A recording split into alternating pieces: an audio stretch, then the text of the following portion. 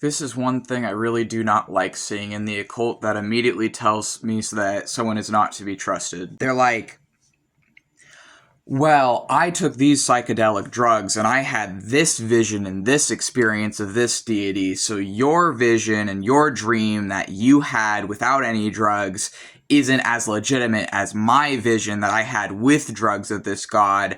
And if you are disabled and you're having sensory perceptions outside of the normal range of human perceptions without the usage of any drugs, then you're just psychotic and crazy and delusional.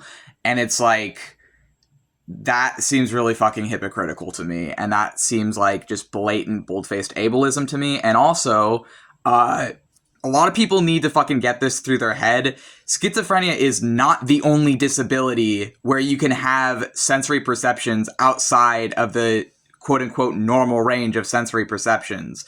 And actually, schizophrenia isn't even the only disability someone can have where they hallucinate or hear voices or that kind of thing either. For example, I have autism and dissociative identity disorder, and hearing voices and hallucinating is actually very common among dissociative identity disorder and people with DID. But it's not for the same reasons. And it's actually, in our case, like parts of our brain that are anthropomorphizing themselves in hyper-vivid ways as multiple people and living and experiencing life in a dissociated state as multiple people, separated by amnesia. But it's like, don't fucking tell me that just because you took some fucking drug and had some dream that your dream of whatever god is more valid than my dream of whatever god, when all of them are fucking dreams.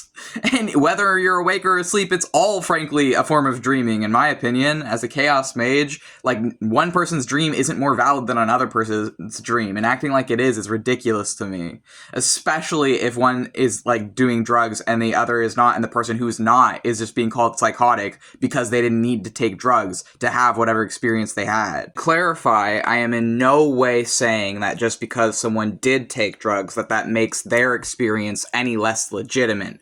What I am saying is that if someone is having a drug-induced vision, or really dream, of a deity, that they shouldn't be using their vision as, well, this is how it is, and anyone else's that doesn't match this isn't legitimate.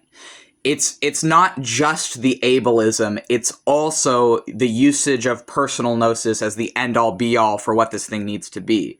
Because this is how cults form, is thinking that, well, this is how it works for me, so this is how it needs to work for every other person out there who has a relationship and a personal experience with this being. And I think it's very selfish and egotistical to think that.